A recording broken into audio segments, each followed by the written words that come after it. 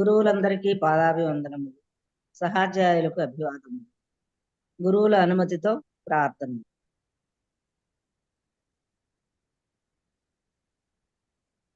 ఓంకార బిందు సంయుక్తం నిత్యం ధ్యాయంతి యోగినః కామదం మోక్షదం చైవ ఓంకారాయ నమో నమః. సదాశివ సమారంభాం వ్యాస శంకర మధ్యమాం అస్మదాచార్య పర్యంతాం వందే గురు పరంపరాం. శంకరం శంకరాచార్యం కేశవం బాదరాయణం సూత్రభాష్యకృతౌ వందే భగవంతౌ పునః పునః. ధ్యానమూలం గురోర్మూర్తి పూజామూలం గురోః పదం మంత్రమూలం గురోర్వాక్యం మోక్షమూలం గురోః కృపా. శాంతి పాఠం. ఓం ఆప్యాయంతు మమాంగాని వాక్ప్రాణః చక్షుః శ్రోత్రం అథో బలమింద్రియాణి చ సర్వాణి సర్వం బ్రహ్మోపనిషదం. మాహం బ్రహ్మ నిరాకుర్యాం మా బ్రహ్మ నిరాకరోత్. అనిరాకరణమస్తు అనిరాకరణం మే అస్తు తదాత్మని నిరతే. యౌపనిషత్సు ధర్మాః తే మయి సంతు తే మయి సంతు. ఓం శాంతి శాంతి శాంతి. గురువుల ప్రణామములు ప్రారంభించండి. విన్నవించు.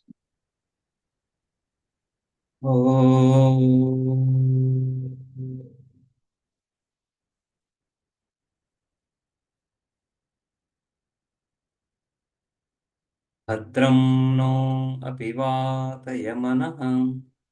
ఓం శాంతి శాంతి శాంతి.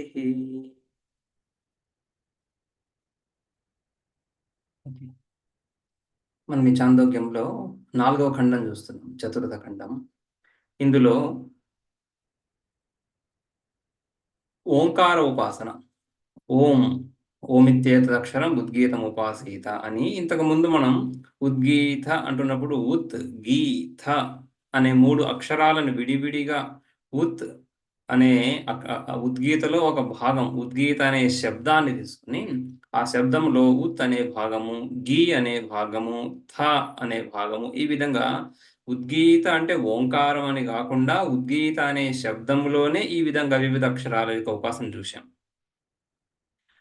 ఆ విధమైన ఉపాసన కాదు ఇక్కడ.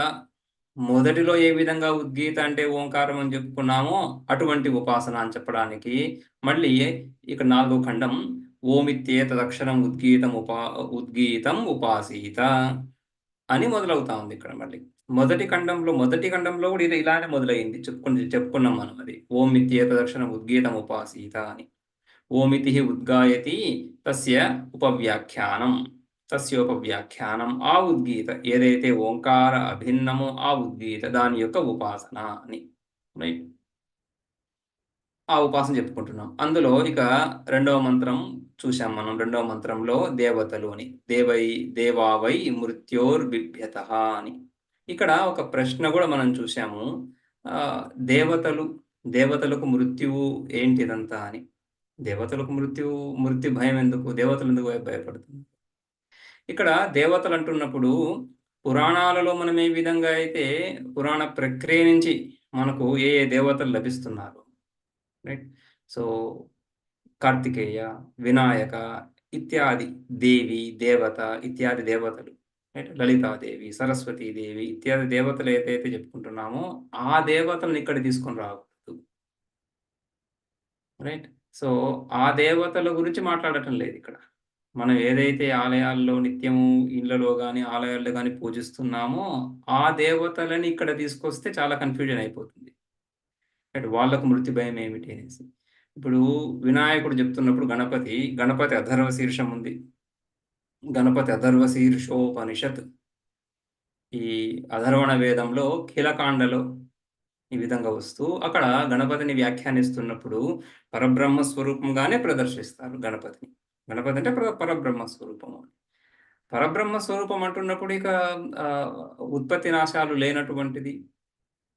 రైట్. ప్రత్యేగాత్మ స్వరూపము. అందుకని ప్రత్యేగాత్మగా ఉపాసించొచ్చు ఆ దేవతలని. ఇక్కడ ఏదైతే మనం దేవా వై మృత్యోర్బిభ్యతః అంటున్నామో, ఈ దేవతలని, ఆ దేవతలని రెండిటిని వేరుగానే చూడాల్సుంటుంది. అక్కడ పురాణ ప్రక్రియలో దేవతలని చెప్పుకుంటున్నప్పుడు ఈ విధంగా శివుడు, విష్ణువు, రైట్, శివ పరివారము, విష్ణు పరివారము, దేవి పరివారము ఆ విధంగా చెప్తున్నప్పుడు శివ, విష్ణు, దేవి ఇత్యాదులందరూ కూడా పరబ్రహ్మ స్వరూపంగానే తీసుకుంటాం. శుద్ధ పరబ్రహ్మ స్వరూపంగానే, రైట్. మాయా విశిష్టమా కాదా అనేది కూడా లేకుండా శుద్ధ పరబ్రహ్మ స్వరూపంగా తీసుకోవచ్చు. లేదా శక్తి విశిష్టంగా కూడా తీసుకోవచ్చు. అక్కడ సగుణ, నిర్గుణ 2 రూపాలుగా కూడా తీసుకోవచ్చు. రైట్. సగుణ, నిర్గుణ రూపాల్లో. ఇక్కడ దేవతలంటున్నప్పుడు ఇంద్రియానుగ్రాహక దేవతలని చెప్పుకుంటున్నాము. లోకపాలకులని చెప్పుకుంటున్నాము. తర్వాత ఆయా వ్యక్తి, ఆయా కర్మల ద్వారా, ఉపాసనల ద్వారా పొందేటువంటి స్వరూపము అని చెప్పుకుంటున్నాం. ఆ దేవతల గురించి మాట్లాడుతున్నాం ఇక్కడ. తైత్తిరీయంలో ఆజానజ దేవాః, కర్మజ దేవాః అని ఆనంద మీమాంస, రైట్, ఆనంద మీమాంస చర్చిస్తున్నప్పుడు ఆజానజ దేవాః, కర్మజ దేవాః అని ఏదైతే చెప్పుకుంటున్నామో ఆ దేవతలు. ఏదైతే ఇంతకుముందు గూడా దేవాసుర సంగ్రామం జెప్పుకున్నామో, దేవతలు, అసురులు, యుద్ధము అని జెప్పుకుంటున్నామో ఆ దేవతలని తీసుకోవాలి ఇక్కడ. లోకపాలకులు అంటే ప్రాణులు. సామాన్య మనం ఏ విధంగా ఈ మర్త్యలోకంలో మర్త్యలోకం అంటే మనుష్యలోకము. మర్త్యలోకము. మర్త్యలోకం అంటే మరణ ధర్మము కలిగినటువంటి లోకము. లోకం అంటున్నప్పుడు లోకులని లోక శబ్దం చెప్పుకుంటాం. సంస్కృతంలో పదాలు లుక్ ధాతువు నుంచి తీసుకున్నప్పుడు లోక అనే పదం ఆ క్రియకు సంబంధించినటువంటి కర్త గావచ్చు, కర్మ గావచ్చు, కరణం గావచ్చు ఏదైనా ఏర్పడుతుంది ఆ శబ్దంతో. సో, లోకము అంటున్నప్పుడు లోకులు నివసించేటువంటి స్థలము దాన్ని లోకమని జెప్పుకుంటాం. భూర్లోకము, భువర్లోకము, సువర్లోకము అని. ఎక్కడైతే ప్రాణులు నివసిస్తున్నారో ఆయా అందులో నివసించే ప్రాణులను గూడా లోక శబ్దంతో చెప్పుకుంటాం. హ్మ్. లోక్యంతే అని చెప్పేసేసి లోక శబ్దంతో ఈ విధంగా సకల విషయాలను గ్రహించేటువంటి వాళ్ళు, చూసేటువంటి వాళ్ళు అని. రైట్. సో, ఆ విధంగా ఈ, ఈ ఆయా లోకాలలో ఆయా లోకులు, ప్రజలు ఈ మర్త్యలోకంలో మరణ ధర్మము కలిగినటువంటి ప్రాణులెవరైతే ఉన్నారో, రైట్, వీళ్ళందరికీ గూడా ఇక్కడ మరణము అనే ధర్మం ఉంది గాబట్టి మర్త్యః అని మర్త్యలోకము అనేసి. రైట్. ఇక్కడ ఏ విధంగా అయితే మర్త్యలోకంలో మనుష్యులు, ఇందులో గూడా ఉచ్చావచాలున్నాయి. కొందరు చాలా ఎక్కువ కాలం జీవిస్తున్నారు. కొందరు తక్కువ కాలం జీవిస్తున్నారు. శక్తి సామర్థ్యాలు, యోగ్యతలు వేరు వేరుగా ఉన్నాయి. అదే విధంగా ఇతర లోకాల్లో గూడా, దేవలోకాల్లో గూడా. సో, అందులో గూడా ఆ దేవలోకాల్లో ఉండే లోకులు, ప్రాణులు, ప్రజలు వాళ్ళందరూ గూడా ఇదే విధంగా ఈ మర్త్యలోకంలో ఏ విధంగా అయితే కర్మతో ఈ లోకాన్ని పొందారో, అదే విధంగా కర్మతోనే ఆయా లోకాలను పొందుతున్నారు అని ఈ విషయం మనకు శృతి స్పష్టంగా కర్మణా పితృలోకః, పితృలోకః అంటే స్వర్గలోకమని. కర్మ చేత ఆ లోకం లభిస్తుంది. కర్మ చేత ఆ లోకం లభిస్తుంది అంటున్నప్పుడు, ఆ లోకంలో ఉన్నటువంటి ప్రాణులందరూ గూడా ఈ లోకంలో ఏ విధంగా అయితే కర్మ చేత ఆయా శరీరాలను పొంది ఉన్నారో, ఆ లోకాల్లో గూడా అంతే అని అర్థం. సో, ఆ విధంగా దేవతలు. సో, ఇక్కడ ఏ విధంగా అయితే భయం ఇత్యాదులు ఉన్నాయో, అదే విధంగా ఆ లోకంలో గూడా మృత్యువు, జన్మ ఇవన్నీ ఉన్నాయని అర్థం. రైట్. సో, అందుకని ఇక్కడ దేవావై మృత్యో బిభ్యతః అని. ఈ రెండిటిని విభిన్నంగానే చూసుకోవాలి. సమన్వయం అని చెప్తున్నప్పుడు బ్రహ్మసూత్రాలు అప్పుడప్పుడు మనం టచ్ చేస్తూ ఉంటున్నాము. సో, తత్తు సమన్వయాత్ అని ఒక సూత్రం. వేదాంత వాక్యాలన్నీ గూడా జీవ బ్రహ్మ ఏకత్వాన్నే బోధిస్తున్నాయి అని ఆ అర్థంలో జీవ బ్రహ్మ ఏకత్వాన్నే సకల వేదాంత వాక్యాలు బోధిస్తున్నాయని అక్కడ సమన్వయం. అంతవరకే సమన్వయం. రైట్. సమన్వయం అంటే సమ్యక్ అనుయంతి. సో, వేదాంత వాక్యాలన్నీ గూడా ఈ ఐక్యములోనే చక్కగా ప్రవేశిస్తున్నాయి, అన్వయాన్ని పొందుతున్నాయి, బోధిస్తున్నాయి అని. అక్కడ ఈ విధంగా ఇతర విషయాలను జీవబ్రహ్మైక్యంతో ఎలా సమన్వయం చేస్తాము? రైట్. శుద్ధ తత్వంలోకి వీటిని అన్వయం చేయలేము. బాధ సామానాధికరణం వచ్చేస్తుంది గదా! జగత్తును మాట్లాడుతున్నప్పుడే సర్వం కల్విదం బ్రహ్మ అని చెప్తున్నప్పుడు ఇదంతా బ్రహ్మస్వరూపమే అంటున్నప్పుడు బాధ సమానాధికరణం చెప్పుకుంటాం. ఈ జగత్తంతా కూడా మిథ్య, దీనికి అధిష్టానభూతంగా శేషంగా మిగిలిపోయేది బ్రహ్మ అని. మిగిలి ఉండేది బ్రహ్మ, శేషము మిగిలి ఉండేది బ్రహ్మ, మిగిలినంతా కూడా తిరోభావాన్ని పొందేటువంటిది. సోపాధిక తత్వాలన్నింటినీ కూడా మిథ్యా భూతంగానే చెప్పుకుంటాం. సో ఉపాధి ఎక్కడ తీసుకొస్తున్నా కూడా రైట్. సో సో ఆ సమన్వయం వేరు. ఇక్కడ మనం దేవతలను చెప్తున్నప్పుడు ఇది ఈ విధంగానే చూడాల్సి ఉంటుంది. కర్మ, తర్వాత ఉపాసన, తర్వాత కర్మ ఫలము, తర్వాత ఉపాసన ఫలము, వీటిని చర్చిస్తున్నాం. కర్మ ఫలాలు ఈ విధంగా ఉన్నాయి. రెండు పరిచ్ఛిన్నంగానే ఉన్నాయి. సో కర్మ ఫలాలుగా పొందేది దేవతా జన్మ. దేవతా జన్మ, దేవతలుగా జన్మించడం. ఆ దేవతా జన్మ కర్మఫలంగా, అందుకనే కదా కర్మణా పితృలోకః అని.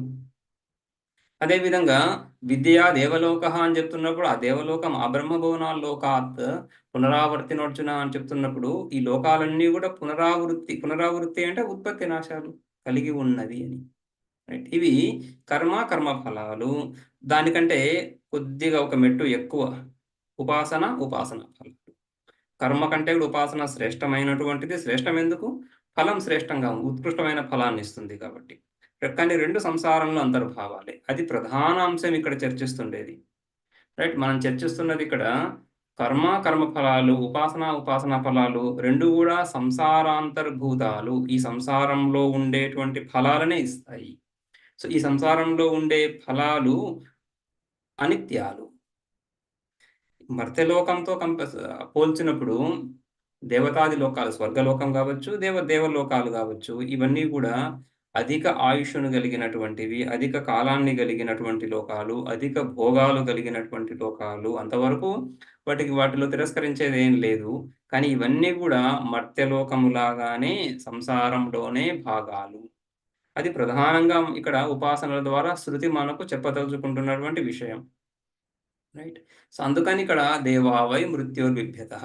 ఏ కర్మలను చేసి నువ్వు ఏ దేవతా లోకాలను పొందాలనుకుంటున్నావో, ఏ దేవతా స్వరూపాలను పొందాలనుకుంటున్నావో, ఏ దేవతా స్వరూపాలను ఉపాసిస్తున్నావో, ఆయా ఫలాల గురించి ఇవన్నీ కూడా మృత్యువు చేత వ్యాపించబడి ఉన్నాయి అని చెప్పడం ప్రధాన విషయం ఇక్కడ. రైట్. అందుకని దేవశబ్దాన్ని కొంచెం జాగ్రత్తగా మనం తీసుకోవాల్సి ఉంటుంది. ఈ రెండు ప్రక్రియలు వేరు.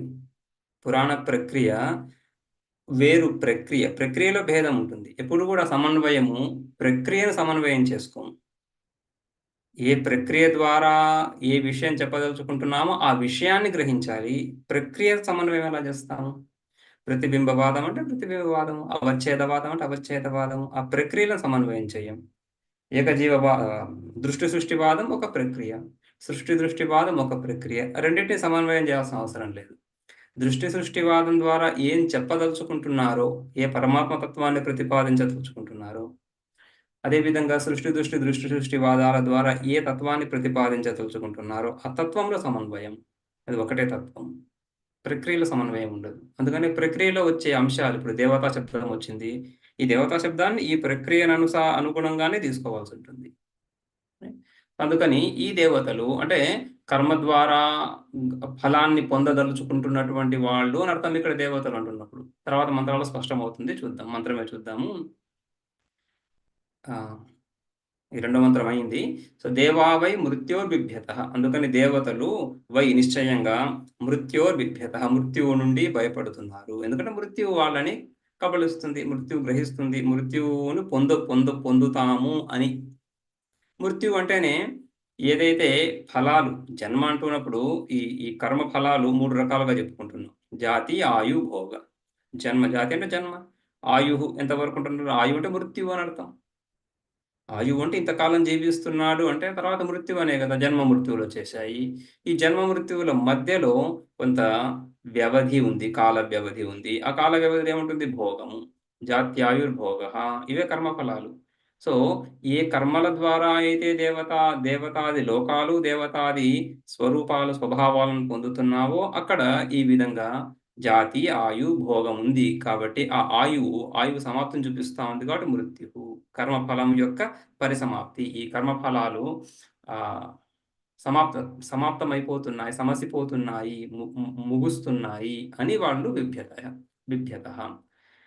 ఆ విధంగా భయపడినటువంటి వాళ్ళై త్రయీం విద్యాం ప్రావిశగన్స్, ఈ త్రయీ విద్యాం, ఈ మంత్రాలను ప్రవేశించారు, మంత్రాలలో దాక్కున్నారు, ప్రవేశించారు. మంత్రాల చేత వాళ్ళు తమను తాము మృత్యువు నుంచి రక్షించుకుందామని ప్రయత్నిస్తున్నారు. ఎందుకంటే మృత్యువు నుంచి భయపడి తర్వాత వాళ్ళు దానికి పరిహారంగా, సమాధానంగా ఈ వేదాన్ని ఆశ్రయించారని అర్థం కదా. త్రయీం విద్యాం ప్రావిశగం అంటున్నప్పుడు ఈ రెండు వాక్యాలకి అన్వయం చేసుకోవాలి కదా. సో దేవతలు మృత్యువు నుంచి భయపడి ఈ మంత్రాలను ఆశ్రయించారు అంటే మంత్రాలు మమ్మల్ని కాపాడుతాయి అని ఆశ్రయించారు. రైట్. ఏంటివి? తే చందోభిర్ అచ్ఛాదయన్, వాళ్ళు దేవతలు ఛందస్సు మంత్రాలతో కప్పబడి యదేభిరచ్ఛాదయగం అచ్ఛాదయగన్స్ తచ్ఛందసాం ఛందస్త్వం అని మధ్యలో నిరుక్తి. ఈ ఛందస్సు యొక్క ఛందస్త్వం అంటున్నప్పుడు మనిషి యొక్క మనుష్యత్వం అంటే మనిషి యొక్క స్వభావం అని కదా, మనిషి యొక్క స్వరూపం. ఇదే విధంగా ఛందస్సు యొక్క స్వరూపం ఏంటి? ఇవి రక్షిస్తాయి. ఎవరైతే వాటిని ఆశ్రయిస్తారో వాళ్ళను రక్షించేటువంటి స్వభావం కలిగినటువంటివి అని అక్కడ దాకా చూసాం. అయితే ఆ మృత్యువు నుంచి వాళ్ళు సంపూర్ణంగా రక్షించబడ్డారా ఈ మంత్రాల చేత అంటే లేదు అని మూడో మంత్రం చెప్తా ఉంది. ఎందుకంటే మనం ఉపాసనలు చూస్తున్నప్పుడు కర్మల కంటే శ్రేష్టమైనటువంటి ఉపాసనలు అని ప్రతిపాదన ఇక్కడ. ఇది చాలాసార్లు మనం చూసాం. కర్మలు, కర్మాంగోపాసనలు, స్వతంత్రోపాసనలు, తర్వాత జ్ఞానము. ఇవి ఈ విధంగా అంచెలంచెలుగా ఈ విధంగా సోపాన క్రమంగా కర్మల కంటే కూడా ఉపాసన సహిత కర్మలు శ్రేష్టము అంటే కర్మాంగోపాసన అంటున్నప్పుడు కర్మతో పాటుగా చేయాల్సి ఉంటుంది. కాబట్టి కేవల కర్మ కంటే కూడా ఉపాసన సహిత కర్మలు శ్రేష్టము. ఎందుకు శ్రేష్టము? అధిక ఫలాన్ని ఇస్తాయి అంటే దీర్ఘాయుషుని ఇస్తాయి అని అర్థం. ఎక్కువ కాలం ఉంటారు, ఎక్కువ కాలం అభోగాలు పొందుతారు అని. ఆ తర్వాత ఈ కర్మాంగోపాసనల కంటే కూడా కేవల ఉపాసనలు శ్రేష్టము. ఆ కేవల ఉపాసనలు బుద్ధి ఇంకా సూక్ష్మం అవుతా ఉంది. సూక్ష్మం అవ్వని బుద్ధితో ఉపాసన చేయలేరు. అదేవిధంగా ఆ ఉపాసన కంటే కూడా జ్ఞానం శ్రేష్టము. ఎందుకంటే నిరతిశయ ఫలాన్ని ఇస్తుంది. అంతకు మించి వేరే సాధన, వేరే మార్గము, వేరే ఉపాయం లేనే లేదు. కాబట్టి జ్ఞానం శ్రేష్టము అని అక్కడికి వెళ్తున్నాం మెల్లగా కర్మాంగోపాసన నుంచి. కాబట్టి ఈ కర్మలు, ఏ కర్మలనైతే దేవతలు మృత్యువుని గెలుద్దామని ఆశ్రయించారో అవి వాళ్ళని రక్షించలేవు అని చెప్తారు ఇక్కడ. దీన్ని నహినిందా న్యాయంగా చెప్పుకుంటాం. నహినిందా నింద్యం నిందితుం ప్రవర్తతే. ఈ నింద అనేది నిందించబడే విషయాన్ని నిందించడం దాని ఉద్దేశం కాదు. దేన్నైతే నిందిస్తా ఉందో ఆ నిందించే విషయాన్ని నిందించడమే పరమ తాత్పర్యం కాదు. అంతకంటే గొప్పదేదో ఒకటి ఉంది అని చూపించడం తాత్పర్యం. నహి నిందా నింద్యం నిందితుం అపితు విధేయం స్తోతుం. ఆ విధేయం ఇదేనైతే విధించబోతుందో శాస్త్రము, ఆ విధించబోయే విషయాన్ని స్తుతించడానికే దీన్ని నిందించడం, కానీ నిందించడమే తాత్పర్యం కాదు. అంటే అబ్సల్యూట్గా నిందను తీసుకోకూడదు. అంటే కర్మలు శుద్ధ దండగా పనికిరానివి అని అర్థం కాదు. కర్మల గొప్పతనం ఉంది. అంతకంటే గొప్పదైనటువంటి ఉపాసనలను పరిచయం చేస్తున్నారు కదా. అందుకని కర్మలు ఇక్కడ తక్కువ ఫలాన్ని ఇస్తున్నాయి అని చూపించడం అని ఈ మూడో మంత్రం చూద్దాం. తాను తత్ర మృత్యుర్ యథా మత్స్యముదకే పరిపశ్యేత్ ఏవం పర్యపశ్యత్ రుచి సామ్ని యజుషీం తేను విదిత్వా ఊర్ధ్వా రుచస్సామ్నో యజుషస్ స్వరమేవ ప్రావిశన్. ఇక్కడ తాన్ దేవాన్, ఆ దేవతలందరినీ కూడా తత్ర మృత్యుర్ ఏవం పర్యపశ్యత్ అన్వయం. తాన్ దేవాన్, ఆ దేవతలందరినీ కూడా తత్ర అంటే ఇక్కడ ఏ ఛందస్సులనైతే వాళ్ళు ప్రవేశించారో త్రయీం విద్యాం ప్రావిశగన్స్ అని కదా. త్రయీం విద్యాం, 3 వేదాలని, ఏ వేదాలనైతే వాళ్ళు ప్రవేశించి దాక్కున్నారు, వేద కర్మలను మేము అనుష్ఠిస్తున్నాము కాబట్టి మాకు మృత్యువు కలగదు అని, అపామ సోమం అమృత భూమా అని ఆ వాక్యం వింటూ ఉంటాం. అపామ సోమం అమృత అభూమ అంటున్నప్పుడు మేము సోమరసాన్ని తాగినటువంటి వాళ్ళము. సోమరసాన్ని తాగడం అంటే సోమయాగాన్ని చేసి ఆ యాగశిష్ట సోమరసాన్ని మేము గ్రహించాము. కాబట్టి సోమయాగ సామర్థ్యం చేత, సోమయాగాన్ని చేయడం చేత మేము అమృతత్వాన్ని పొందాము చెప్పుకుంటున్నారు కదా. అది అర్థవాదం, స్తుతి. దానికి యథార్థంగా అంటే సోమయాగం చేత అమృతత్వాన్ని పొందుతారు అనే అర్థం కాదు అక్కడ. ఆ అమృతత్వం సాపేక్షకంగా చెప్పుకుంటాం, రైట్. అదే విధంగా ఇక్కడ కూడా వీళ్ళు దేవతలు మేము వేదాన్ని ఆశ్రయించాము, జ్యోతిష్ఠోమాదులను చేస్తున్నాము, కాబట్టి మాకు మృత్యువు లేదు అని ఆ ఉద్దేశంతో వేద మంత్రాలను ఆశ్రయించారు. అయితే మృత్యువు తత్ర, ఏ వేదాన్నైతే ఆశ్రయించి వీళ్ళు ఉన్నారో దేవతలు, అక్కడే ఆ వేదాల్లోనే మృత్యు వాళ్ళని చూసింది అంటే మృత్యువు నుంచి వాళ్ళు దూరంగా వెళ్ళలేకపోయారు. వేదాలను ఆశ్రయించి మృత్యువుని దాటుదామని భావించారు కానీ వాళ్ళు మృత్యువుని దాటలేకపోతున్నారు వేదాన్ని ఆశ్రయించి కూడా. తాను తత్ర మృత్యుర్ తత్ర తత్ర తత్ర అంటే ఆ వేదాలలోనే తాన్ దేవతలను మృత్యు పర్యపశ్యత్, మృత్యు చక్కగా వాళ్ళని అపశ్యత్ చూసింది. పర్యపశ్య చివరిలో వస్తుంది కదా, పర్యపశ్యత్. ఏ విధంగా? ఏవం పర్యపశ్యత్, ఈ విధంగా చూసింది. ఏ విధంగా? యథా మత్స్యం ఉదకే పరిపశ్యేత్. ఏ విధంగా అయితే లోకంలో ఉదకే జలాలలో, నీళ్లలో మత్స్యం పరిపశ్యేత్ చేపలను చక్కగా చూడగలుగుతున్నారు. చేపలు ఈ మనుష్యులు మమ్మల్ని హత్య చేసేస్తున్నారు అని వెళ్ళి నీళ్ళలో దాక్కుంటే ఏ మనుష్యుల నుంచి రక్షించుకోవాలి తమను తాము అని చేపలు ఈ నీళ్ళలో దాక్కున్నాయో ఆ నీళ్లలోనే ఈ మత్స్యకారులు చేపలు చక్కగా చూడగలుగుతున్నారు. చూసి వల వేసి వాటిని పట్టుకోగలుగుతున్నారు. సో మృత్యువు నుంచి జలాలు వాటిని రక్షించాయా? లేదు. సో అదేవిధంగా దేవతలు ఏ వేదాలనైతే ఆశ్రయించారో ఆ వేదాలలో సాక్షాత్తుగా మంత్రాలలో దాక్కున్నటువంటి, అంటే ఆ కర్మలు అనుష్ఠిస్తున్నటువంటి ఆ దేవతలను ఈ మృత్యువు కనుగొనింది. అంటే మృత్యువు పరిధిని వాళ్ళు దాటి వెళ్ళలేకపోయారు. ఎక్కడ కనుగొని తత్ర అని చెప్పుకున్నారు. తత్ర అంటే రుచి, సామ్ని, యజుషి. ఏ రుక్మంత్రాలు, ఏ సామమంత్రాలు, ఏ యజుష్ మంత్రాలనైతే వాళ్ళు ఆశ్రయించారో, వీటినైతే వాళ్ళు అనుష్ఠిస్తున్నారో, ఆ మంత్రాలను అనుష్ఠిస్తున్నప్పటికీ కూడా ఈ మృత్యువు వాళ్ళని కనుగొనింది. మృత్యు అంటే ఇవన్నీ పొయిటికల్గా ఉంటాయి. మృత్యు అంటే ఒక వ్యక్తిలాగా కాకుండా, మృత్యు అంటున్నప్పుడు కర్మఫలాల యొక్క పరిచ్ఛిన్నత. ఈ కర్మఫలాలు పరిచ్ఛిన్నమై ఉన్నాయి, సీమితమై ఉన్నాయి. కర్మఫలాలకు ఆద్యంతాలున్నాయి. అంతమే మృత్యువు. మృత్యు అంటే అంతమే. ఇక్కడ లోకంలో కూడా ఒక వ్యక్తి చనిపోయాడు అంటే ఆ వ్యక్తితో మనకు వ్యవహారం లేదు. ఇక వ్యవహరించలేం ఆ వ్యక్తితో. ఆ వ్యవహారం ఆగిపోయింది అంతే. అంతకుముందు వ్యవహారం ఉండింది, ఇప్పుడు వ్యవహారం లేదు. అదే కదా. అదేవిధంగా ఏ కర్మఫలాలు లేదా ఆ వ్యక్తి పర్స్పెక్టివ్లో, ఆ వ్యక్తి దృష్ట్యా చూసినప్పుడు మృత్యు అంటున్నప్పుడు ఆ వ్యక్తి అప్పటి వరకు ఆ శరీరంతో తాదాత్మ్యాన్ని పొంది ఏ భోగాలను పొందుతున్నాడో అటు పిమ్మట ఆ శరీరంతో తాదాత్మ్యాన్ని పొందలేడు, ఆ భోగాలని పొందలేడు. భోగ పరంపర, భోగ ప్రవాహం ఏదైతే ఉందో అది ఆగిపోతుంది. ఆ భోగ ప్రవాహానికి ఒక అడ్డుకట్ట, అదే మృత్యు అని చెప్పుకుంటాం. అదేవిధంగా ఈ కర్మలన్నిటికీ కూడా, కర్మఫలాలన్నిటికీ కూడా ఒక గరిమ, ఒక సీమ ఉంది కాబట్టి సీమ ఏదైతే ఉందో అదే మృత్యువు. సో ఆ మృత్యు వాళ్ళని కనుగొనింది అంటున్నప్పుడు శృతి ఏమని చెప్తా ఉంది ఇక్కడ? ఈ కర్మఫలాలు పరిచ్ఛిన్నాలు అని చెప్తా ఉంది. సో అన్ని కర్మలు కూడా, సకల కర్మలు, వైదిక కర్మలతో వైదిక కర్మలే పరిచ్ఛిన్నము అని పరిచ్ఛిన్న ఫలాలను ఇచ్చేవని చెప్తున్నప్పుడు లౌకిక కర్మల గురించి మాట్లాడేది ఏముంది ఇక? సో రుచి, సామ్ని, యజుషి ఈ వేద మంత్రాల్లో సాక్షాత్తుగా మృత్యు ఆ దేవతలను చూసింది. తే దేవాహ ను విదిత్వా, ఆ దేవతలు కూడా కనుగొన్నారు. ఏమని? మృత్యు మమ్మల్ని పసిగట్టింది.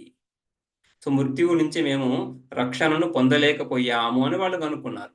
ఈ కర్మలు చేస్తూ మృత్యువుని మనం దాటలేము అని. ఇదే ముండకంలో మనకు చూస్తాము, పరీక్ష లోకాన్ కర్మచితాన్ బ్రాహ్మణో నిర్వేదమాయాత్ అని. ఈ లోకాలు, కర్మఫలాలు ఇవన్నీ కూడా ఏ లోకాలు పొందుతున్నామో అవన్నీ కూడా కర్మచితాన్, కర్మ ద్వారా పొందబడుతున్నటువంటివే కాబట్టి సహజంగా కర్మ ద్వారా పొందబడుతున్నటువంటి ప్రతి ఫలము పరిచ్ఛిన్నమని కనుగొని అన్ని ఎంత ప్రయత్నించినా కూడా మనకి కొంతకాలం ఆ ఫలం ఉంటుంది, మళ్ళీ దాన్ని ప్రయత్నించి పొందవలసినటువంటి పరిస్థితి ఏర్పడుతుంది అని నిర్వేదమాయాత్, ఒక నిర్వేదాన్ని, ఒక వైరాగ్యాన్ని పొందుతున్నాడు ముముక్షువు. పొంది ఈ ఒక నిశ్చయానికి వస్తున్నాడు. నాస్తి అకృతం కృతేన కృతేన అకృతం నాస్తి. కృతేన కర్మణ ఏదైతే కర్మ చేస్తున్నామో దాని ద్వారా అకృతం నిత్యమైనటువంటి నిత్య సిద్ధ వస్తువు ఏదైతే ఉందో దాన్ని పొందలేము అని తద్విజ్ఞానార్థం గురువేమాభిగచ్చేత్ అని మంత్రం వెళ్తా ఉంది. అదేవిధంగా ఇక్కడ వీళ్ళు కూడా తద్విజ్ఞానార్థం అక్కడ దాకా వెళ్ళట్లేదు, కానీ ఖచ్చితంగా కర్మలు అనిత్య ఫలాన్ని ఇస్తున్నాయని గుర్తించి తేను విదిత్వా చక్కగా తెలుసుకొని రుచస్ సామ్నో యజుషస్ ఊర్ధ్వాం, ఈ ఋక్ సామ యజుష్ మంత్రాలు ఏవైతే ఉన్నాయో వీటి కంటే కూడా ఊర్ధ్వ, వీటిని దాటి రైట్ దాటి స్వరమేవ ప్రావిశత్, స్వరమేవ ప్రావిశన్, స్వరం ఎవరు? ఈ ఓంకారం, ఈ ఉద్గీత అంటే ఉద్గీత ఉపాసన. ఈ ఉద్గీత ఉపాసనను స్వీకరించారు.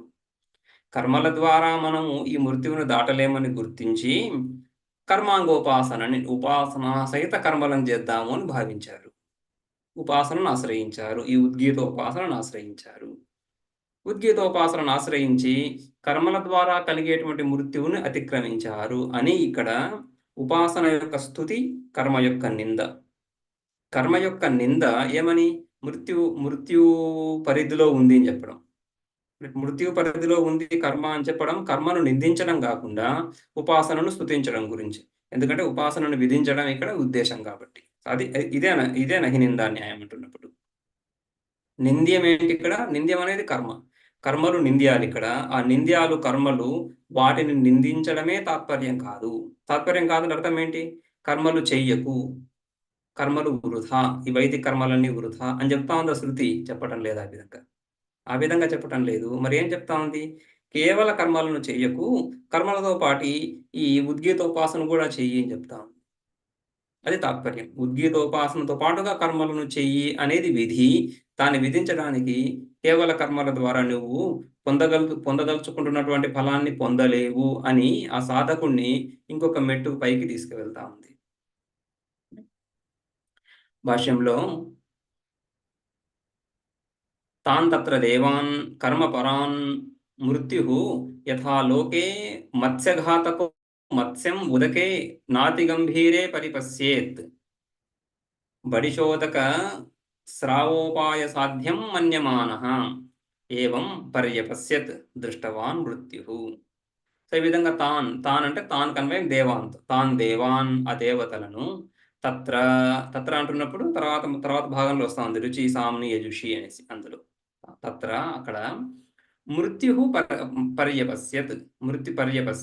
పరిపశ్యేత్ మృత్యు చక్కగా చూసింది. పరితః అన్ని రకాల అన్నవైపుల నుంచి ఆక్రమించింది మృత్యు వాళ్ళని. మృత్యుని వాళ్ళు దాటలేకపోతున్నారు. ఏ విధంగా చూసింది? యథా లోకే, ఏ విధంగా లోకంలో సామాన్య వ్యవహారంలో మత్స్యఘాతక మత్స్యాన్ హంతి ఇది మత్స్యఘాతక. ఈ చేపలను పట్టేటువంటి వ్యక్తి ఏం చేస్తే నీళ్ళ నుంచి బయటికి తీస్తే చేపలు చనిపోతాయి. అందుకని మత్స్యఘాతక అతిగంభీరే ఉదకే నాతిగంభీరే, చాలా లోతు కానటువంటి నీళ్లు. గంభీరం అంటే లోతు అనేసి. గంభీరమైనటువంటి జలరాశి ఉన్నప్పుడు అందులో చేపలు కింద ఉంటే మనకు కనిపించవు. కానీ అనతి గంభీరే లేదా నాతి గంభీరే ఉదకే ఏ విధంగా అయితే చక్కగా చూస్తాడు. చూసేసి బడిశ ఉదక స్రావోపాయ సాధ్యం, బడిశ చేపలను పట్టేటువంటి సాధనాలు ఏవైతే ఉన్నాయో ఆ చిన్న వలలు, లేదా ఆ బడిశ అంటే మన స్పియర్ లాంటిది, కర్రలు, వాటి సహాయంతో, లేదా ఉదక స్రావ తక్కువ నీళ్ళు ఉన్నాయి ఆ నీళ్లు తోడేస్తే చేపలు వచ్చేస్తాయి, చేపలు దొరికిపోతాయి అని ఉదక స్రావం ఆ నీళ్లను బయటికి తీసేయడం అని ఇత్యాది ఉపాయాల ద్వారా ఈ చేపలు మనం గ్రహించగలము అని చూస్తున్నాడు అనే ఉద్దేశంతో. చూడడం అంటే కేవలం చూస్తున్నాడు, చూసి వెళ్ళిపోతున్నాడు అని కాదు కదా. అందుకని మృత్యుఘాతక అని విశేషణం, మత్స్యఘాతక మత్స్యఘాతక. ఆ ఘాతక విశేషణం చూసి వెళ్ళిపోవడం కాకుండా నేను పట్టుకోగలను, ఇవన్నీ నా వశంలో ఉన్నాయి అని ఏ విధంగా అయితే తెలుసుకుంటున్నాడో, పశ్యేత్ చూస్తున్నాడు అంటే తెలుసుకుంటున్నాడు, నా అధీనంలో ఉన్నాయని తెలుసుకుంటున్నాడో ఆ విధంగా మృత్యువు ఈ దేవతలను వీళ్ళందరూ కూడా నా వశంలోనే ఉన్నారు, నా అధీనంలో ఉన్నారు నన్ను దాటి వెళ్ళలేదు ఇంకా అని తెలుసుకుంది అని చూసింది అనేసి. ఏవం పర్యపశ్యత్ దృష్టవాన్ మృత్యు కర్మక్షయోపాయేన సాధ్యాన్ దేవాన్ మేనే ఇత్యర్థః. సో చేపలకు ఏదైతే ఏ విధంగా అయితే ఉపాయాలు ఉన్నాయో, బడిశ, ఉదకస్రావ అని ఉపాయాలు ఉన్నాయో, ఇక్కడ ఏంటి ఉపాయం దేవతలను పట్టుకోవడానికి? కర్మక్షయం. కర్మక్షయము ఏదైతే వాళ్ళు కర్మ చేస్తున్నారో కర్మకు ఆద్యంత క్షణాలు ఉన్నాయి. కర్మ ఉత్పన్నమవుతుంది ఒక క్షణంలో, నష్టం అవుతుంది ఇంకో క్షణంలో. కర్మ ఎప్పుడైతే ఉత్పత్తి నాశాలు కలిగి ఉందో కర్మ ఫలం, కర్మ కారణము, కర్మ ఫలం దాని కార్యము. కారణమే నాశం కలిగినప్పుడు కార్యం నాశం కలగకుండా ఉంటుందా? వినాశీ కారణం నుంచి అవినాశీ కార్యం ఎలా ఉత్పన్నం అవుతుంది? అందుకని కర్మ అనేది క్షయించడం అనేటువంటి ధర్మం కలిగి ఉంది కాబట్టి కర్మక్షయం అనేటువంటి ఉపాయం చేత ఈ దేవతలందరూ నా వశంలో ఉన్నారు అని మేనే అని భావించింది ఎవరు? మృత్యు. ఆ భావించడమే తెలుసుకోవడం, చూడడం. పర్యపశ్యత ఉంది కదా, అపశ్యత అంటే చూడడం అంటే ఇక్కడ తెలుసుకోవడం. మృత్యు ఒడిలో ఉన్నారు అని శృతి మనం చెప్తా ఉంది. ఏమని? కర్మలన్నీ కూడా ఈ విధంగా అనిత్య ఫలకాలు అని చెప్తా ఉంది. కువాసౌ దేవాన్ దదర్శ ఇది ఉచ్యతే. కుత్ర, ఎక్కడ దేవతలను ఈ విధంగా మృత్యు చూసింది అని శృతి చెప్తా ఉంది. రుచి సామ్ని యజుషి ఋగ్యజుస్సామ సంబంధి కర్మణి ఇత్యర్థః. ఋక్ యజుషి సామ్ని అంటున్నప్పుడు ఋక్కులలో, సామ మంత్రాలలో, యజుర్మంత్రాలలో అని కదా. అయితే రుక్కులలో అంటే రుకు మంత్రాలలో మిస్టికల్ గా దేవతలు అక్కడ దాక్కున్నారు అని ఆ విధంగా అర్థం కాదు. రుక్ మంత్రాల్లో అంటే రుక్ మంత్ర సాధ్యమైనటువంటి కర్మలలో, రుక్ మంత్రాల చేత ఏ కర్మలను చేస్తారో ఆ కర్మలను చేస్తూ దేవతలు ఉన్నారు. అటువంటి దేవతలను మృత్యువు తెలుసుకుంటా ఉంది. వీళ్ళు కర్మలు చేస్తున్నారు కానీ ఆ కర్మఫలం నా పరిధిలోనే, నా అధీనంలోనే ఉంది. కర్మఫలం వీళ్ళకి ఖచ్చితంగా వస్తుంది. కర్మఫలాన్ని కాదనట్లే. ఏ స్వర్గాన్ని వాంఛించి కర్మ చేస్తున్నారో అది కలుగుతుంది కానీ అనిత్యంగానే కలుగుతుంది అని మృత్యు తెలుసుకుంటుంది. మృత్యువుతో ముడిపడి ఉన్నాయి ఈ కర్మఫలాలన్నీ, రైట్, ఆద్యంతాలు అని దేవతలు కూడా తెలుసుకుంటున్నారు. తర్వాత భాగంలో అదే తేను దేవాహం ఋక్యజుస్సామ సంబంధి కర్మణి ఇత్యర్థః. తేను దేవాహ, ఆ దేవతలు కూడా తేను దేవాహ వైదికేన కర్మణా సంస్కృతాః శుద్ధాత్మనః సంతో మృత్యుం చికీర్షితం విదితవంతః. మృత్యోః చికీర్షితం విదితవంతః. ఈ దేవతలు కూడా ఈ కర్మలు చేస్తూ, కర్మలు ఒక కర్మఫలాన్ని ఇవ్వడం ఒక పద్ధతి, ఒకటి ఎలాగో ఉంది. కర్మలు కర్మఫలాన్ని ఇస్తాయి. కర్మఫలాలతో పాటుగా చిత్తశుద్ధి, చిత్త ఏకాగ్రత, చిత్తశుద్ధిని కూడా ఇస్తుంది. ఏ కర్మ, లౌకిక కర్మ కావచ్చు, వైదిక కర్మ కావచ్చు, ఏకాగ్రత లేకుండా కర్మ సమ్యక్ చక్కగా దాన్ని అనుష్ఠించడమే కుదరదు. మధ్యలో ఏవో విక్షేపాలు వస్తూ బుద్ధి ఆ చేస్తున్నటువంటి పని మీద నిలకడగా లేనప్పుడు ఆ కర్మ సఫలం అవ్వదు, లోకంలో అవ్వదు, వైదిక కర్మల్లో కూడా అదే విధంగా. సో అందుకని కర్మ చక్కగా అనుష్ఠిస్తున్నప్పుడు దాని ద్వారానే ఏకాగ్రత కలుగుతా ఉంది. ఇతర విషయాల యందు చిత్తము వెళ్ళటం లేదు కాబట్టి చిత్తశుద్ధి, ఈ రాగద్వేషాది సామాన్య ప్రవృత్తి కలగడం లేదు కాబట్టి చిత్తశుద్ధి కూడా అని. ఆ విధంగా వైదికేన కర్మణ, ఈ వైదిక కర్మలు ఎటువంటి కర్మలు? ఈ వైదిక కర్మలు కామ్యకర్మలే. నిత్య నైమిత్య కర్మలు చెప్పట్లేదు ఇక్కడ, కామ్యకర్మలే కదా. ఆ కర్మలను వాళ్ళు ఋక్యజుస్సామ కర్మలను ఫలాలు ఆశించే చేస్తున్నారు. అయినప్పటికీ కూడా వాటి ద్వారా చిత్తశుద్ధి కలుగుతుంది అని. అంటే తేను దేవాహ వైదికేన కర్మణ సంస్కారాన్ని పొందినటువంటి వాళ్ళై శుద్ధాత్మానః సంతః, శుద్ధమైనటువంటి ఆత్మ స్వరూపము, మనస్సు. ఇక్కడ ఆత్మ అంటే అంతఃకరణం, పరిశుద్ధమైనటువంటి అంతఃకరణం, బుద్ధి. శుద్ధి ఎప్పటికి కూడా బుద్ధిలోనే. బుద్ధికే అశుద్ధి, బుద్ధిలోనే శుద్ధి. అశుద్ధి అంటున్నప్పుడు రాగద్వేషాది వృత్తులు, సంస్కారాలు ఇవి ఉండడం. శుద్ధి అంటున్నప్పుడు ఈ రాగద్వేషాది సంస్కారాలు ఏవైతే తమోగుణ కార్యాలు, ఇవన్నీ కూడా తమోగుణ కార్యాలు ఏవైతే ఉన్నాయో లేకపోవడం. బుద్ధి ఇవన్నీ ఎక్కడుంటాయి? బుద్ధిలోనే. త్రిగుణాత్మకం బుద్ధి, త్రిగుణాత్మిక బుద్ధి, నాతో ఆత్మ. శుద్ధాత్మన అంటున్నప్పుడు ఆత్మ పరిశుద్ధమైంది అని చెప్పుకోం మనం, రైట్? ఈ వైదిక దర్శనాలు, భారతీయ దర్శనాలు, ఎక్కడ ఏ దర్శనం తీసుకున్నా కూడా ఆత్మ స్వభావత సహజంగా పరిశుద్ధమైనటువంటిది. ఎటువంటి సంసార ధర్మాలు లేనటువంటిది ఆత్మ. అసంగము, నిర్వికార స్వరూపము, నిరవయవ స్వరూపము, నిత్యము, రైట్? సో అటువంటి ఆత్మస్వరూపంలో శుద్ధి ఏముంది? అందుకని శుద్ధాత్మన అంటే శుద్ధమైనటువంటి అంతఃకరణం కలిగినటువంటి వాళ్ళు. ఈ వైదిక కర్మల ద్వారా అంతఃకరణం చాలా శుద్ధమైనటువంటి వాళ్ళు కాబట్టి ఈ మృత్యువు యొక్క అభిప్రాయాన్ని అంటున్నప్పుడు వాళ్ళే చేస్తున్నటువంటి కర్మలు, ఆ వైదిక కర్మానుష్ఠానం ఏదైతే ఉందో ఆ కర్మానుష్ఠానం చేస్తున్నటువంటి వాళ్ళై ఈ కర్మానుష్ఠానం ద్వారా కలిగే ఫలాలన్నీ అనిత్యాలు అని గుర్తించగలుగుతున్నారు. ఎలా గుర్తిస్తున్నారు? బుద్ధితోనే. ఎవరు ఎక్కడ ఎప్పుడు ఎలా గుర్తించినా బుద్ధితోనే గుర్తించాలి. అయితే కొందరు గుర్తిస్తారు, ఒకే విషయం కళ్ళ ముందు ఎదురుగా ఉన్న విషయాన్ని కొందరు గుర్తిస్తారు, కొందరు గుర్తించలేకపోతున్నారు. లోకంలో కూడా మనం చూస్తాము. ఏంటా తేడా? ఆ చిత్తశుద్ధిలోనే ఆ చిత్తము ఎంత ఏకాగ్రంగా ఉంది, రైట్? ఎంత విక్షేపరహితంగా ఉంది అనే దాన్ని బట్టే ఆయా చిత్తం యొక్క వ్యవహారం లోకంలో తెలుస్తూ ఉంటుంది.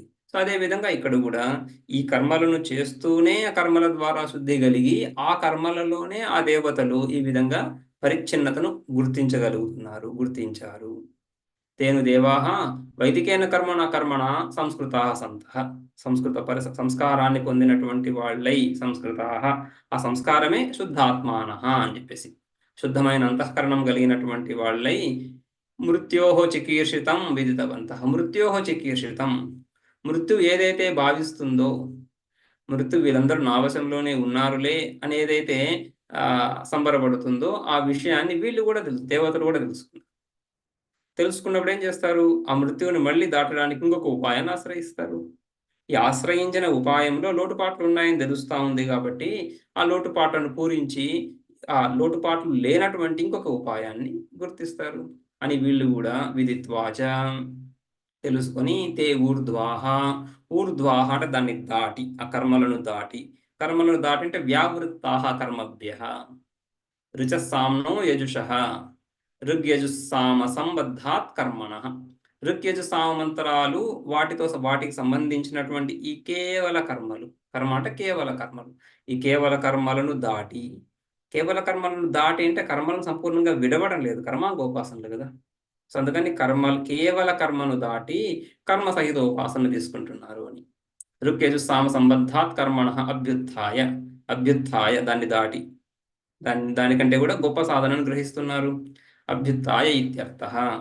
తేన కర్మణ మృత్యుభయాపగం ప్రతి నిరాశాః తదపాస్య అమృతాభయగుణం స్వరశబ్దితం ప్రావిశన్ ఏవ ప్రవిష్టవంతః ఓంకారోపాసనపరాః సంవృత్తాః. సో ఆ విధంగా తేన కర్మణ, ఈ కర్మ ద్వారా, ఈ ఋగ్యజుస్సామ సంబద్ధ కర్మల ద్వారా మృత్యుభయాన్ని మేము దాటలేకపోతున్నాము అని గుర్తించినటువంటి వాళ్ళై మృత్యుభయాపగమం ప్రతి నిరాశాః నిర్గత ఆశ యస్మాత్.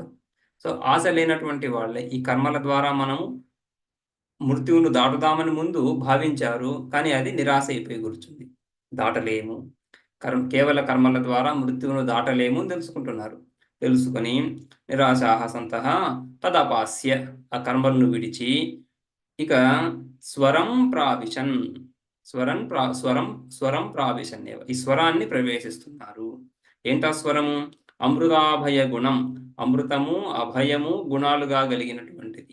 అమృతము అభయము గుణాలుగా కలిగినటువంటిది అంటున్నప్పుడు ఉపాస్యము స్వరం, ఉపాసన విషయం. ఉపాస్యంలో ఏ ధర్మాలైతే ఉన్నాయో ఆ ధర్మాలే ఉపాసకుని చేరుతాయి, ఉపాసకుడు ఆయా ధర్మాలను పొందుతాడు. అమృతం ఈ ఓంకారం కాబట్టి, స్వరం అంటే ఓంకారం, ప్రణవం, ఇదే ఉద్గీత. సో ఈ ఉద్గీత, ఈ ప్రణవం, ఓంకారం, స్వరం ఏదైతే ఉందో ఈ స్వరం అమృతం అంటే అమృతత్వాన్ని కలిగింపజేసేటువంటిది. అభయం, ఏ భయాన్ని, మృత్యు భయం ఏదైతే ఉందో దాన్ని తొలగింపజేసేటువంటిది. మృత్యు భయం లేనటువంటిది స్వరం, మరణం లేనటువంటిది, మరణం యొక్క భయం కూడా లేనటువంటిది. అమృత స్వరూపము, తర్వాత మరణ భయం లేనటువంటిది. అటువంటి స్వరాన్ని స్వరశబ్దితం. స్వరం అంటే స్వరశబ్దితం. స్వరం చేత ఏ తత్వమైతే తెలియజేయబడుతా ఉందో ఆ ఓంకారాన్ని ప్రావిశన్ ప్రవిష్టవంతః ప్రవేశించారు. ప్రవేశించారంటే ఎలా ప్రవేశించారు? ఓంకారాన్ని ఎలా ప్రవేశిస్తారు? ఓంకారాన్ని ఎలా ప్రవేశిస్తారు అంటున్నప్పుడు ఓంకారోపాసన పరాః సంవృత్తాః ప్రవిష్టవంతః అని తీసుకోవాలి. ఓంకారోపాసనను చేపట్టిరి. చక్కగా ఓంకారోపాసనను చేద్దామని సంకల్పిస్తున్నారు. అంటే ఇక్కడ కర్మాంగోపాసన కాబట్టి కలిపి అని చెప్పుకోవచ్చు. ఏవ శబ్దః అవధారణార్థః. ఇక్కడ ప్రావిశన్ ఏవ అంటున్నప్పుడు ప్రావిశన్ ఈ ఏవకారము అన్యవ్యావృత్తి పరకంగా అర్థం చెప్పుకుంటాం. అంటే ఇతర విషయాలను నిరాకరించడానికి ఏవ అని శబ్దం చెప్పుకుంటారు. లేదా అవధారణ నిశ్చయంగా అని చెప్పడానికి కూడా ఏవకారం. ఇక్కడ స్వరం ఏవా అంటే స్వరాన్ని ప్రవేశించి మిగిలిన వాటిని కాదు అనే అర్థం వస్తుంది ఏవకి, స్వరంతో సంబంధం చేస్తే. అలా చేయకూడదు. అందుకని ప్రావిశన్కుతో ఏవ ప్రావిశన్ ఏవ ఖచ్చితంగా ప్రవేశించిరి, నిశ్చయంగా ప్రవేశించిరి. ఆ నిశ్చయార్థం వస్తుంది. స్వరాన్ని నిశ్చయంగా ప్రవేశించిరి. ప్రవేశించారా లేదా అనే సంశయమే లేదు. స్వరాన్ని వాళ్ళు చేపట్టిరి అంటే స్వరోపాసన, ఓంకారోపాసన, ఉద్గీతోపాసన అని వాళ్ళు ఎవరు? దేవతలు. ఆ దేవతలు ఈ విధంగా ఉద్గీతోపాసనను చేపట్టిరి అని. ప్రావిశన్ ఏవ ప్రవిష్టవంతః ఓంకారోపాసన పరాః సంవృత్తాః. ఏవ శబ్దః అవధారణార్థః. తదుపాసనపరాః సంవృత్తా ఇత్యర్థః. తదుపాసనపరాః ఆ ఓంకారోపాసకులయ్యారు అని. ఓంకారోపాసనలో నిష్ఠ అంటే నితరాం స్థితి నిష్ఠ. మంత్రనిష్ట, జపనిష్ట, కర్మనిష్ట అని చెప్పుకుంటుంటాం కదా. అంటే అదే విధంగా ఉపాసనానిష్ట అంటే వాడికి ఏ సమస్య వచ్చినా సమాధానం ఉపాసన ద్వారానే వెతుక్కుంటాడు.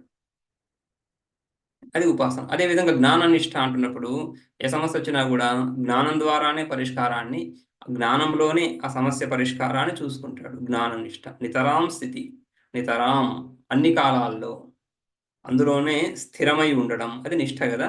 ఆ విధంగా అదే పరహ అనేసి ఓంకారోపాసన పరాహ. కథం పునః స్వరశబ్దవాచ్యత్వం అక్షరస్య ఇది ఉచ్యతే. ఇక్కడ స్వరం అని మంత్రంలో వచ్చింది. స్వరం ప్రావిశన్ ఏవా అని. భాష్యంలో ఓంకారోపాసన పరాహ అని వస్తుంది. సో స్వరం శబ్దానికి అర్థం ఓంకారం అని చెప్పుకున్నారు కదా. అయితే ఈ స్వర శబ్దానికి ఓంకారం అక్షరం అనే అర్థం ఎక్కడి నుంచి వచ్చింది? ఎలా చెప్పారు ఈ అర్థాన్ని అని ప్రశ్న. కథం పునః స్వరశబ్ద వాచ్యత్వం అక్షరస్య. అక్షరం స్వరశబ్ద వాచ్యం ఎలా అయింది అంటే దానికి శృతి సాక్షాత్తుగా నిరూపిస్తా ఉంది. ఇక్కడ 4వ మంత్రంలో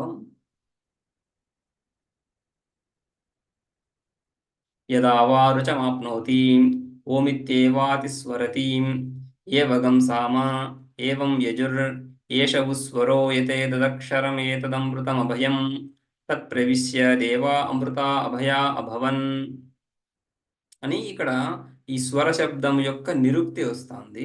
అది చూద్దాం. యదా వా రుచం ఆప్నోతి. ఆప్నోతి ఆంగ్ ఉపసర్గ కదా. ఆంగ్ ఉపసర్గం తీసి ప్రాగట్ ఏమవుతుంది? ప్రాప్నోతి. ప్రాప్నోతి అనే పదం మనం వింటూ ఉంటాం ఎప్పుడు. ప్రాప్నోతి అంటే పొందడం. ఎప్పుడైతే రుచం అంటే రుక్ మంత్రాలు. రుచం ఒక రుక్ మంత్రం అని కాదు కదా, సకల రుక్ మంత్రాలు అంటే ఋగ్వేదం. ఎప్పుడైతే వేద విద్యార్థి ఋగ్వేదాన్ని చక్కగా అనుష్ఠించాడో అంటే చక్కగా అధ్యయనం చేశాడు. అధ్యయనం అంటున్నప్పుడు ఉచ్చారణ పూర్వక అనుచ్చారణం అని. గురువు ఉచ్చరిస్తూ ఉండగా దాన్ని అనుసరించి ఉచ్చరించడం స్వర సహితంగా. ఆ విధంగా కొంతకాలం చేస్తూ స్వతంత్రంగా ఉచ్చరించే సామర్థ్యాన్ని పొందుతాడు. ముందు గురువు ఉచ్చరిస్తూ ఉంటే వీడు వల్ల వేస్తూ ఉంటాడు. ఆ తర్వాత దాన్ని కంఠస్థం చేస్తూ స్వతంత్రంగా స్వరసహితంగా ఉచ్చరించగలిగేటువంటి సామర్థ్యాన్ని పొందినప్పుడు అధ్యయనం పరిసమాప్తమైంది. సో ఆ విధంగా ఆప్నోతి. ఎప్పుడైతే వాడు ఈ ఋగ్వేదాన్ని ఈ విధంగా గ్రహించాడో అప్పుడు ఓమిత్యేవ అతిస్వరతి. ఓం అని చెప్తున్నాడు. సో ఋగ్వేదం అంతా అయ్యింది ఓం అని సంతోషాన్ని, ఆ సమాప్తిని ఈ విధంగా అభివ్యక్తం చేస్తున్నాడు ఓంకారం చేత. ఓమితి ఓమిత్యేవ అతిస్వరతి. అతిస్వరతి అంటే ఉచ్చరించడం. ఈ స్వరతి అని ఉంది కదా, స్వర శబ్దము పైన స్వర శబ్దానికి ఓంకారానికి పోలిక చూస్తున్నాము. ఈ విధంగా ఓం అని పలుకుతాడు అతిస్వరతి అని. ఆ స్వర శబ్దం ఇక్కడ వస్తా ఉంది క్రియలో, అతిస్వరతి అని చెప్పి. ఏవం సామ ఏవం యజుహు. ఇదే విధంగా సామవేదాన్ని అధ్యయనం చేసినటువంటి వాడు కూడా ఓం అనే అంటున్నాడు. యజుర్వేదాన్ని చక్కగా అధ్యయనం చేసినటువంటి వాడు కూడా ఓం అనే అంటున్నాడు. ఏషవు స్వరో. ఇక్కడ అతిస్వరతి స్వరతి అని వచ్చింది కదా, అతి ఉపసర్గ స్వరతి అంటే స్వరధాతువు నుంచే కదా. ఏషవు స్వర, అందుకని ఈ ఓంకారమే స్వరం. ఏంటా ఓంకారం, ఏంటా స్వరం, దాని ధర్మం ఏంటి? ఏతేతద్ అక్షరం. ఈ అక్షరం ఏదైతే ఉందో, ఏతేతదక్షరం ఏతదమృతం అభయం. అమృతము అభయము అక్షరము అయినటువంటి ఈ ఓంకారం ఏదైతే ఉందో అదే స్వరము. ఏషవు స్వరః యత్. ఏదైతే ఈ అక్షరం అంటే నక్షరతి ఇది అక్షరం, వినాశనము లేనటువంటిది, లేదా ఈ ఓంకారం అనేటువంటి అక్షరం రూఢి అర్థం తీసుకొని కూడా అక్షరం అమృతం అభయమైనటువంటి ఈ స్వరం ఏదైతే ఉందో అదే ఈ ఓంకారం.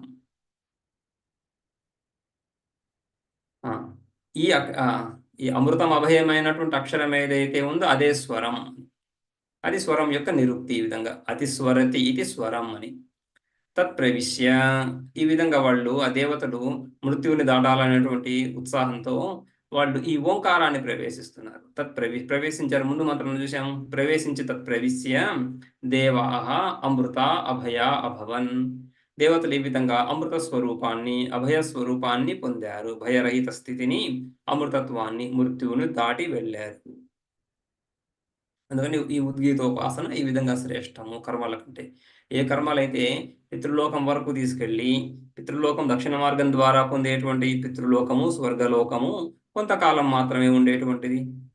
ఉత్తర మార్గం ద్వారా పొందేటువంటి దేవలోకాలు ఏవైతే ఉన్నాయో అవి ఈ కర్మ ద్వారా పొందేటువంటి లోకాల కంటే కూడా శ్రేష్టమైనటువంటివి. కాబట్టి ఈ మనువు యొక్క కాలంలో మళ్ళీ వాళ్ళు తిరిగి రారు, కాబట్టి అమృతత్వాన్ని పొందారని చెప్తున్నాను. భాష్యంలో యదా వై రుచమాప్నోతి ఓమిత్యేవ అతిస్వరతి అని ఋగ్మంత్రాలన్నింటినీ కూడా అధ్యయనం చేసినటువంటి వాడి విధంగానే ఓం అని చెప్తున్నాడు. ఆ పరిసమాప్తిని ఓంకారంతో సూచిస్తున్నాడు. అంగీకారాన్ని, పరిసమాప్తిని, వీటన్నిటిని కూడా ఓంకారంతోనే సూచిస్తున్నాడు. ఏవం సామ ఏవం ఏవం యజుహు. ఇక్కడ ఋక్ యజు సామ అంటున్నప్పుడు ఋక్ యజు సామ మంత్రాలు, ఆ మంత్రాల ద్వారా ఉపలక్షణగా మంత్ర సంబద్ధ కర్మలు. ఆ విధంగా కర్మం చేసినటువంటి వాడు కూడా కర్మ పరిసమాప్తి సమయంలో ఓమనే దాన్ని సమాప్తం చేస్తున్నాడు. సో ఏషవు ఏవం సామ ఏవం యజుహు ఏషవు స్వరః. ఇదే స్వరము. అతిస్వరతి కదా. ఓం అని ఏదైతే అతిస్వరతి పలుకుతున్నాడో ఆ ఓం అదే స్వరము. ఏంటా స్వరము? కహ అసౌ. ఏదైతదక్షరం, ఈ అక్షరం ఏ ఓంకారాన్ని అయితే ఉచ్చరిస్తున్నాడో అదే. ఏతద్ అమృతం అభయం. అమృతం అభయం దాన్ని పొంది ఏం చేశారు? తత్ ప్రవిశ్య యథాగుణం ఏవ అమృతాః అభయాశ్చ అభవన్ దేవాః. యథాగుణమేవ అభవన్. ఆ ఓంకారాన్ని పొంది అంటే ఉపాసించి ఓంకారంలో ఆ స్వరంలో ఏ ధర్మాలు ఉన్నాయో ఆ ధర్మాలను వాళ్ళే పొందుతున్నారు. ఉపాసకుడు ఎప్పుడు కూడా ఉపాస్య వస్తువుతో తాదాత్మ్యాన్ని పొందడానికి ఉపాసిస్తున్నాడు. సామాన్యంగా సహజంగా ఇది ఉపాసన లక్షణం, సామాన్య లక్షణం. ఎక్కడైనా కొంత భేదం ఉంటే ఉండొచ్చు, కానీ సామాన్యంగా జనరల్ రూల్గా ఇది. ఉపాసకుడు ఉపాస్యంతో ఏకాత్మ భావాన్ని భావిస్తున్నప్పుడు సహజంగా ఆ ఉపాస్యంలో ఉండే గుణాలు, ధర్మాలు ఏవైతే ఉన్నాయో అవి వాటిలో కలుగుతున్నాయి. ఎందుకని? నిరంతరంగా వాటినే ధ్యానిస్తున్నాడు, వాటినే చింతన చేస్తున్నాడు. కాబట్టి యద్భావం తద్భవతి. ఏ భావాన్ని అయితే భావిస్తాడో ఆ భావాన్ని పొందుతాడు. 5వ మంత్రం. స ఏతదేవం విద్వానక్షరం ప్రణౌతి ఏతదేవాక్షరగం స్వరమమృతమభయం ప్రవిశతి తత్ప్రవిశ్య యదమృతాదేవాస్తదమృతో భవతి. ఇక్కడ ఉపాసనా ఫలం. ఇప్పుడు దాకా దేవతలు ఉపాసించారు, దేవతలు ఫలాన్ని పొందారు అని ఒక ఆఖ్యాయిక రూపంలో చెప్తూ వచ్చింది శృతి. ఇప్పుడు అక్కడి నుంచి బయటికి వచ్చి ఏ ఉపాసకుడైతే ఈ విధంగా ఉపాసిస్తాడో వాడు కూడా ఆ దేవతలు పొందిన ఫలాన్ని పొందుతాడు అని చెప్పడం. ఇది ఉపాసనా ఫలం ఎవరికైనా చెప్పడం సహజంగా. సామాన్యంగా ఎవరికైనా కూడా ఈ ఫలం వస్తుందని చెప్పడం. కేవలం ఆ దేవతలకు సృష్టి ఆది కాలంలోనో ఏ దేవతలైతే చేశారో వాళ్ళకే లభించింది, వాళ్ళకే లభిస్తుంది అని కాకుండా ఇది అందరి గురించి ఉపాసన. ఎవరైనా ఈ విధంగా ఉపాసన చేయొచ్చు. ఎవరి విధంగా ఉపాసన చేసినా వాళ్ళకి ఫలం లభిస్తుంది అని చెప్పడం. స య యః సహ ఎవడైతే ఏతత్ ఏవం అక్షరం విద్వాన్ ప్రణౌతి ఈ విధంగా ఈ అక్షరాన్ని ఓంకారాన్ని విద్వాన్ తెలుసుకొని ఉపాసించి ప్రణౌతి స్తుతిస్తున్నాడు. ఈ ఓంకారాన్ని ఈ విధంగా స్తుతిస్తున్నాడు వాడు ఏతదేవాక్షరగం స్వరం అమృతం అభయం ప్రవిశతి. ఏతదేవ ఈ విధంగా ఏతత్ స్వరం ఈ స్వరాన్ని ఎవరి స్వరము అక్షరగం అమృతం అభయం ఈ అక్షరం ఓంకారం అనేటువంటి ఈ అక్షరమే అమృత స్వరూపము అభయ స్వరూపమైనటువంటి ఈ స్వరం ఈ ఉపాస్యాన్ని ప్రవేశిస్తాడు అంటే పొందుతాడు. తత్ప్రవిశ్య అంటే తత్ప్రాప్య దాన్ని పొంది యదమృతాః దేవాః తదమృతో భవతి. యదా దేవాః అమృతాః సంతః ఏ విధంగా అయితే దేవతలు అమృత స్వరూపాలై ఉన్నారో అభయాన్ని అమృతాన్ని దేవతలు ఏ విధంగా పొందారో వీడు కూడా తదా అదే విధంగా వీడు ఈ ఉపాసకుడు కూడా అమృతో భవతి. అదే విధంగా అదే ఫలాన్ని ఆ దేవతలు పొందినటువంటి ఫలాన్ని వీడు కూడా పొందుతాడు. ఆ దేవతలు పొందినటువంటి దేవలోకాలని వీడు పొందుతాడు.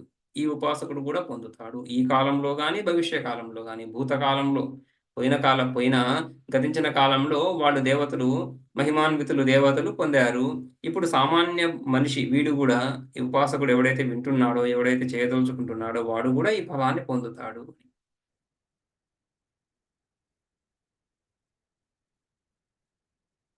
భాష్యంలో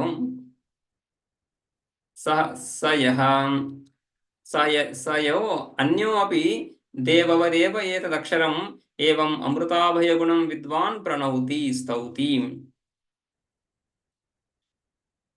ఉపాసనం ఏవ అత్ర స్తుతి అభిప్రేతాః స తథా ఏవ ఏతదేవ అక్షరం స్వరం అమృతం అభయం ప్రవిశతి.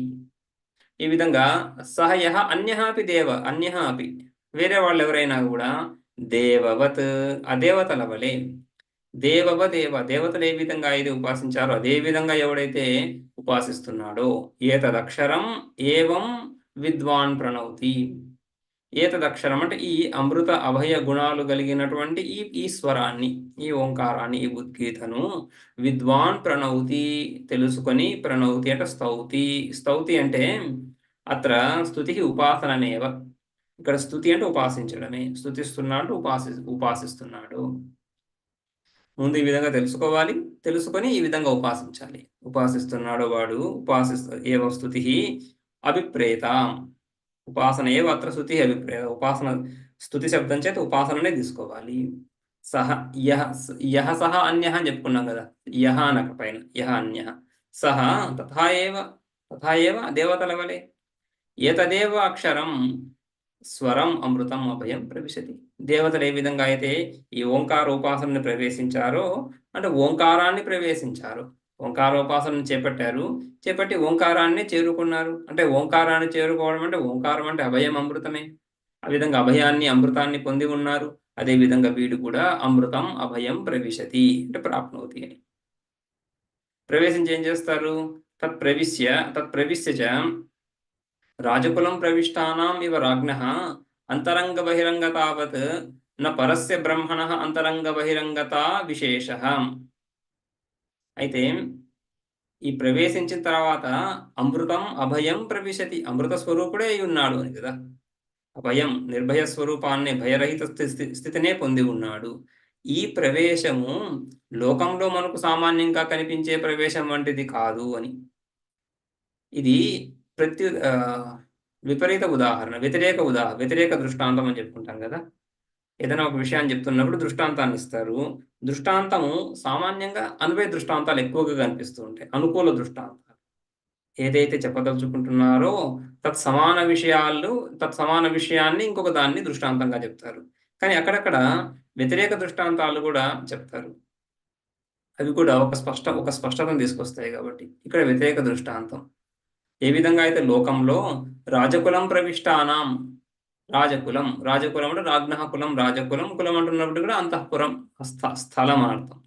ఆ రాజాస్థానాన్ని ప్రవేశించినటువంటి వాళ్ళు, ఆ అంతఃపురాన్ని ప్రవేశించినటువంటి వాళ్ళు రాజ్ఞః అంతరంగ బహిరంగతావత్ పరస్య బ్రహ్మణః అంతరంగ బహిరంగతా విశేషః నాస్తి.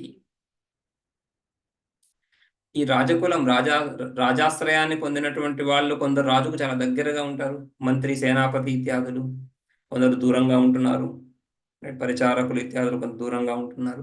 సో ఆ విధంగా అంతరంగ బహిరంగ విభాగాలు ఉన్నాయి రాజాంతఃపురంలో ప్రవేశించినటువంటి వాళ్ళకి. ఆ విధంగా ఈ పరస్య బ్రహ్మణః, ఈ ఓంకారం పరబ్రహ్మ యొక్క ప్రతీకాని.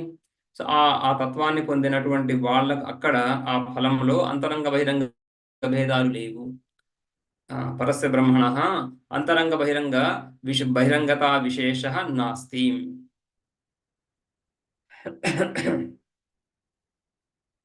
किं तर्हि यदमृताः देवाः येन अमृतत्वेन यदमृताः अभूवन् तेन एव अमृतत्वेन विशिष्टः तदमृतो भवति. ఏ ఉపాసకుడు ఈ ఉపాసనను ఉపాసించినా ఆ ఉపాసకులందరికీ కూడా సమానమైనటువంటి ఫలం లభిస్తూ ఉంది. దేవతలు ఉపాసించారు కాబట్టి గొప్ప ఫలము, మనుషులు ఉపాసిస్తున్నారు కాబట్టి తక్కువ ఫలము అని కాకుండా ఎవరు ఉపాసించినా కూడా ఉపాసన సక్రమంగా చేస్తే ఆ ఉపాసన ఫలం సమంగానే ఉంది.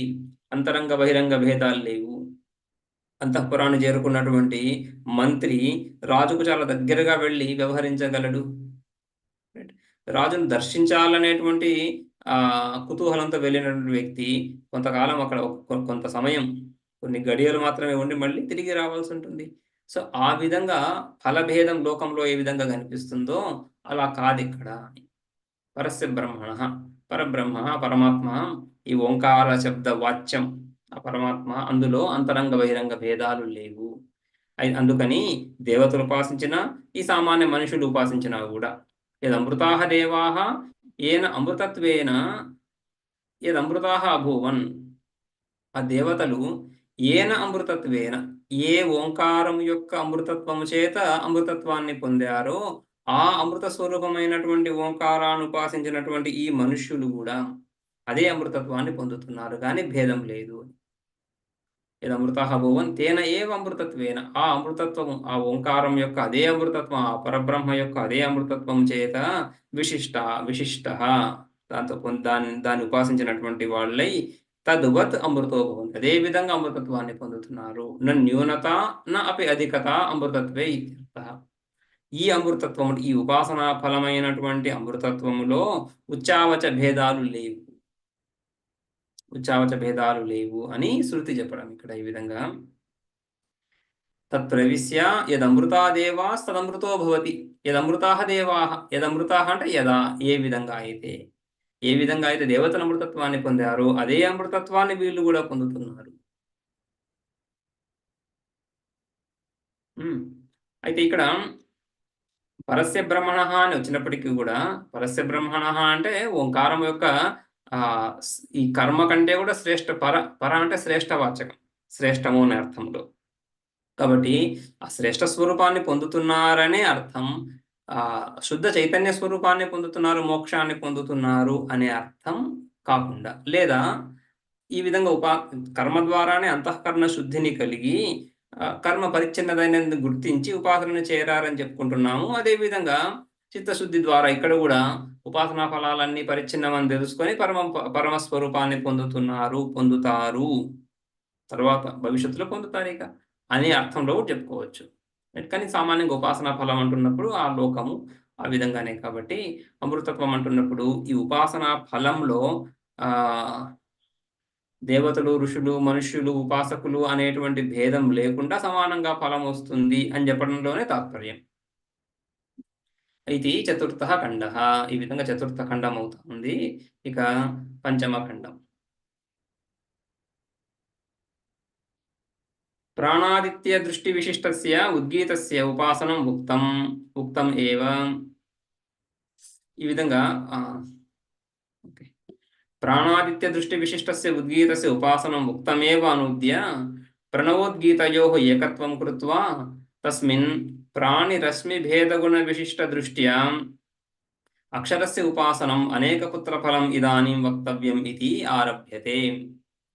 4వ ఖండంలో ఈ ఉపాసన చూసిన తర్వాత ఇక ఇంకొక ఉపాసన ఈ ఈ ఉద్గీత గురించి. ఉద్గీత యందు వివిధ దృష్టులతో ఉపాసనలు.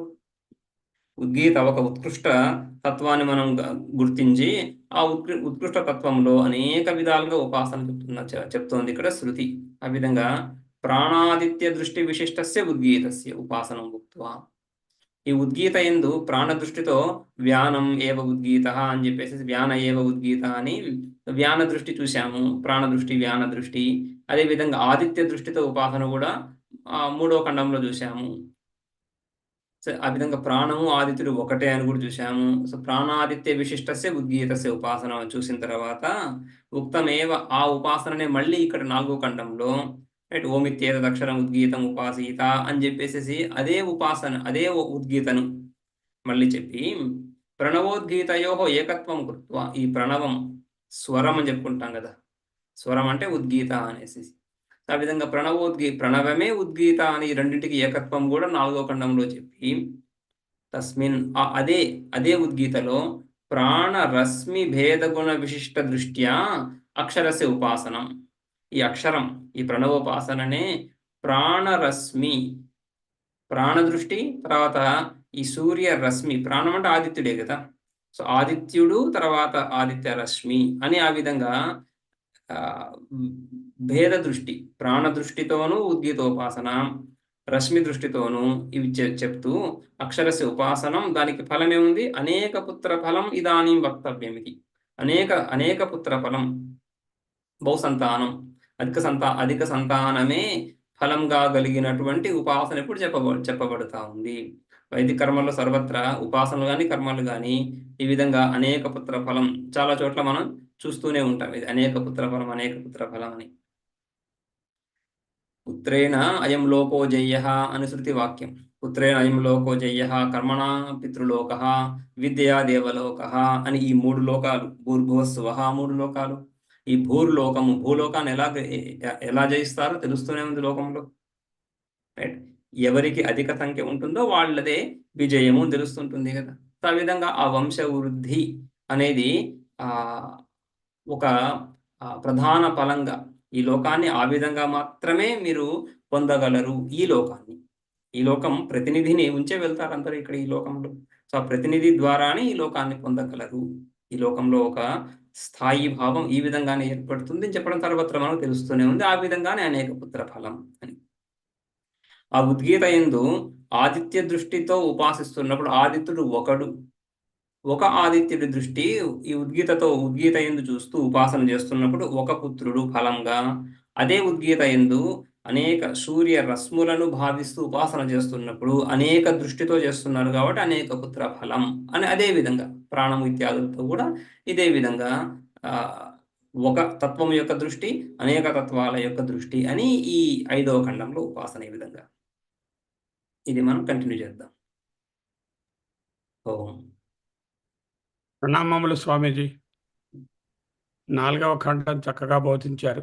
5వ ఖండం అనేక పుత్ర ఫలం అనే దాన్ని చెప్పుకోబోతున్నాం. చాలా బాగుంది అమ్మ, చూడండి మీరు. స్వామీజీ ప్రణామములు. చాలా చక్కగా చెప్పారు. సహాధ్యాయులకి ఎవరికైనా ప్రశ్నలు ఏమైనా అందరికి ఓపెన్ చేస్తాను. మొదట మీరు కూడా ఓపెన్ చేసుకోండి. స్వామీజీ మీరు కూడా ఓపెన్ చేసుకోండి. ఇప్పుడు అందరూ మాట్లాడచ్చు ఎవరైనా కావాలంటే. ఎవరికైనా ఏమైనా సందేహాలు ఉంటాడు